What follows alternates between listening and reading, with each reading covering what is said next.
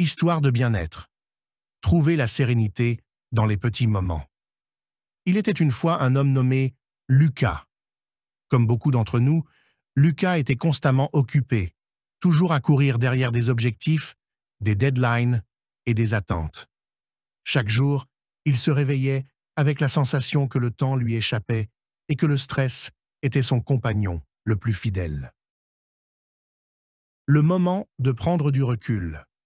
Un matin, alors qu'il était assis dans un parc, fatigué de sa routine incessante, Lucas remarqua un petit oiseau perché sur une branche à quelques mètres de lui. Ce petit être fragile semblait tout simplement être. Il ne faisait rien d'extraordinaire, il ne courait pas, ne se préoccupait pas des prochaines étapes. Il était juste là, présent, profitant du moment. Cela fit réfléchir Lucas. Comment cet oiseau, sans aucun souci du futur ou du passé, pouvait-il paraître si paisible alors que lui, avec toute sa planification, se sentait toujours débordé? Apprendre de la nature. Ce moment d'observation poussa Lucas à se poser une question simple. Et si le secret du bien-être ne résidait pas dans ce que nous faisons, mais dans la façon dont nous vivons chaque instant? Il décida alors d'essayer quelque chose de différent. Il commença à prendre quelques minutes, chaque jour, pour simplement être présent. Au début, cela lui semblait difficile. Son esprit vagabondait sans cesse, pensant à ce qu'il n'avait pas encore accompli, aux tâches en attente.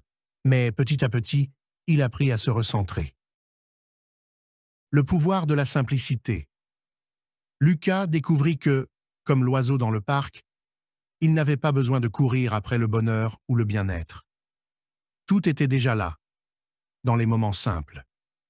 Le souffle du vent sur son visage, le goût d'un bon café le matin ou le rire d'un enfant. Plus il se connectait à ces petites joies du quotidien, plus il se sentait apaisé. Ce n'étaient pas les grandes réussites ou les changements spectaculaires qui apportaient la sérénité. C'était la capacité à être pleinement présent dans les petites choses. L'importance de se reconnaître. Un autre aspect que Lucas apprit durant son voyage vers le bien-être était l'importance de s'accepter tel qu'il était, sans jugement. Il comprit que, pour vraiment trouver la paix intérieure, il devait d'abord se libérer des attentes et des pressions qu'il s'imposait. En pratiquant la gratitude et la pleine conscience, il réalisa que tout ce dont il avait besoin pour être heureux se trouvait déjà en lui. Un nouveau mode de vie. Lucas n'est plus le même homme qu'avant. Certes, il a toujours des responsabilités, des projets et des objectifs à atteindre, mais il ne les aborde plus de la même manière.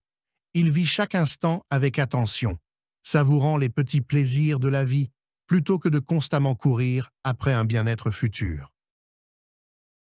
Conclusion. Le bien-être est un chemin.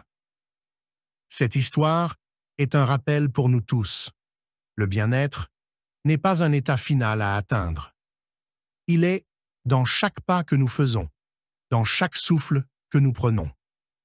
Nous pouvons tous, à notre manière, vivre plus paisiblement en prenant le temps d'apprécier les petites choses, en nous accordant des moments de calme et en cultivant la pleine conscience. Alors, la prochaine fois que vous vous sentez débordé, arrêtez-vous un instant. Respirez profondément, regardez autour de vous et rappelez-vous, le bien-être est ici, maintenant, dans le moment présent. Si cette histoire vous a inspiré, abonnez-vous à notre chaîne pour d'autres récits et conseils sur le bien-être. Prenez soin de vous et à bientôt pour de nouvelles aventures vers une vie plus sereine.